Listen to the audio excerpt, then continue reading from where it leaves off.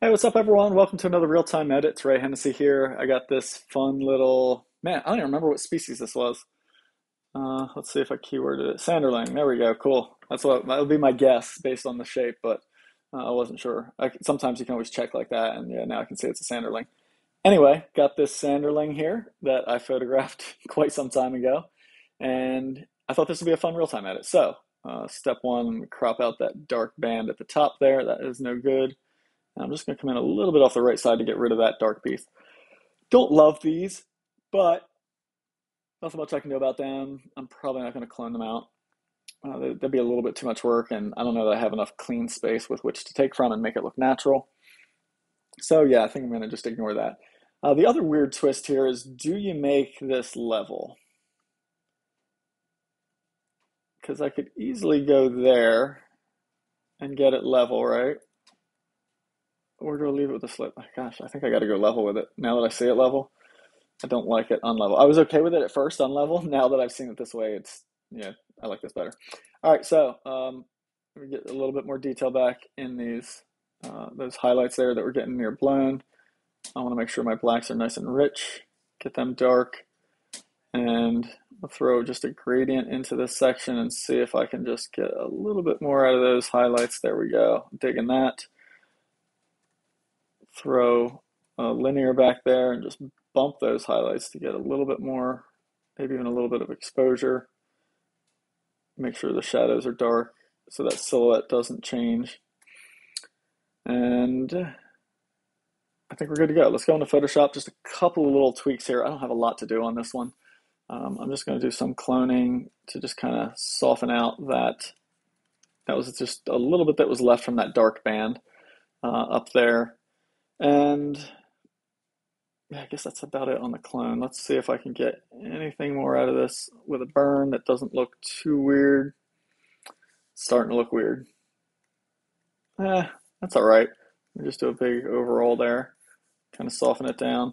I'm going to go back to the retouch layer, and actually I'm just going to sample from out here real light, just kind of paint over that just to tone down those bright spots that we're just getting a little. Watch them. See, just a little edge, take the edge off of that just a little bit. And then maybe just clean up these spots over here. I don't know, you start cleaning up some spots and it's like, oh, what about this one? What about this one? You just kind of keep going, and get a little crazy. Um, yeah, I don't know. It's interesting. Like the more I edit this, the more I'm not in love with this photo. I'm just going to smooth out these transitional areas from the real bright sun into the not quite as bright area.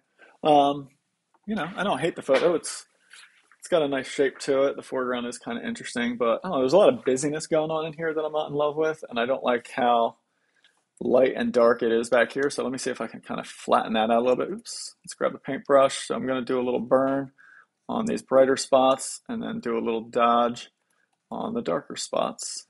See if I can kind of bring things just a little. Man, dodging that stuff is tough. So let me sample some color and put that back in over top of everything there to just kind of even that out a little bit. Put a little bit more color in that water back there too, right? Probably too much, so let's drop to 70% opacity on that. And boy, I mean, I guess that's about it. Not too much of a change there. I'm going to save this. We'll go back into Lightroom and I'll show you the total before and after.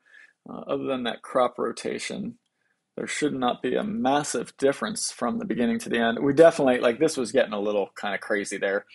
So having that darker and toned out and just a little bit more evenness in that. I definitely do like the final version. It looks cleaner than this. This just kind of seems a little bit messy. This still isn't real clean. But, the bokeh is a little fun back there. I kind of wish that dark line wasn't here too. So, I don't know. I probably didn't pick the best photo to edit here since I'm just critiquing the hell out of it. But in any case, there you go. There's the improvement. Hopefully you see it as an improvement as well on this particular silhouette. Not a lot to do, so a quick edit there. If you're interested in learning more about how I do all the edits that I do in these real-time edit videos, head on over to rayhennessy.com, point to the workshops menu, down to the online workshops. You can see all the options that I offer here. Don't forget the podcasts that I'm doing over here. Some of them come out weekly.